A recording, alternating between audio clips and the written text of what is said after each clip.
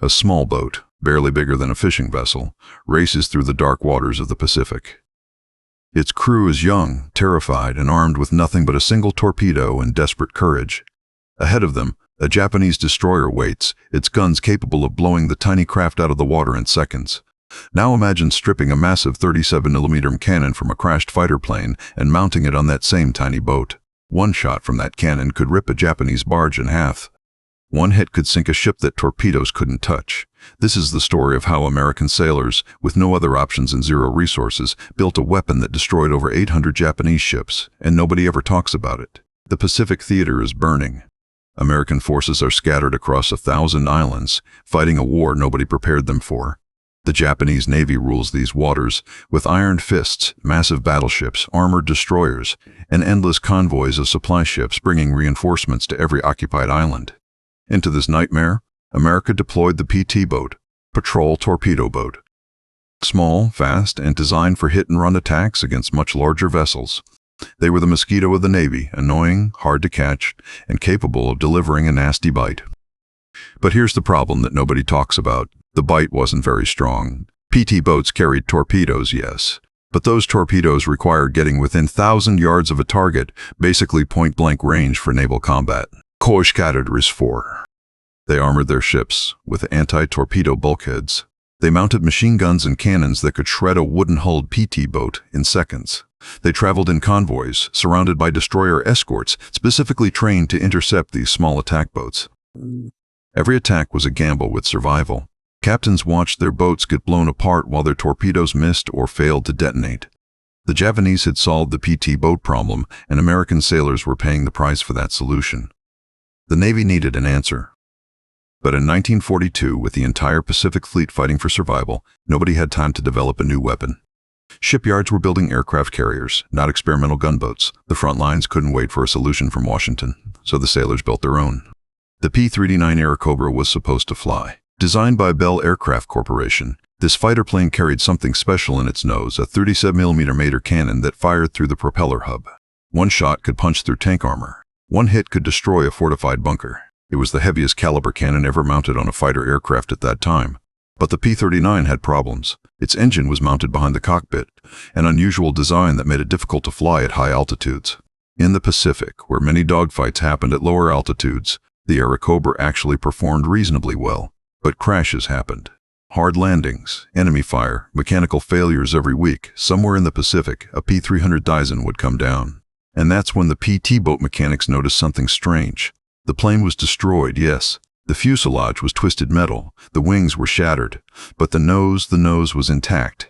The cannon was still working. A light bulb went off. What if you could take that cannon, the most powerful weapon they had access to, and mount it on a PT boat? No more torpedo runs through walls of enemy fire. Just point and shoot, one hit, one kill. The problem was, nobody had ever done this. The recoil alone could tear a boat apart. The ammunition feeds were calibrated for air combat, not the angles at which boats fired. The saltwater environment would corrode precision mechanisms designed for the sky, but the sailors didn't care. They were dying out there. They needed something now, so they started cutting. Mechanics removed entire nose sections from crashed P-390s, the cannon, the ammunition drum, the firing mechanism, the mounting hardware. They welded these assemblies onto the bows of PT boats, reinforced the hulls to handle the recoil, and jury-rigged electrical systems to fire the cannon. They tested the weapons in combat conditions, learned what worked, what exploded, what killed the crew, and then they went hunting. The Japanese never saw it coming. PT boats armed with 37mm cannons could engage targets from twice the distance of torpedo range. They could destroy barges, destroy shore installations, destroy anything that floated. A single hit from that cannon didn't just damage a ship, it obliterated it. The statistics tell the story. Throughout the Pacific War, PT boats destroyed over 800 Japanese vessels. Yes, they still used torpedoes. Yes, the unmodified boats contributed. But the cannon boats, the improvised hybrid weapons that should never have worked, accounted for a devastating portion of those kills. Veterans who served on these boats described the experience in terms that haven't lost their power after 80 years. One sailor recalled watching a Japanese barge simply disappear in a cloud of smoke and splinters. Another remembered the sound of that cannon, the sharp crack of the 37mm, the screams of Japanese troops aboard ships that had never expected a wooden boat to carry such devastating firepower. The Japanese adaptation was telling. They started armoring their barges more heavily.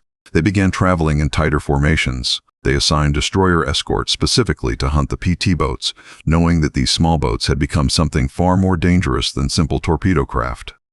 But the sailors kept coming. Every night, somewhere across the vast Pacific, a modified PT boat would race through the darkness, its 37mm meter pointed at the enemy. They were hitting supply lines, destroying reinforcements, making Japanese logistics a nightmare.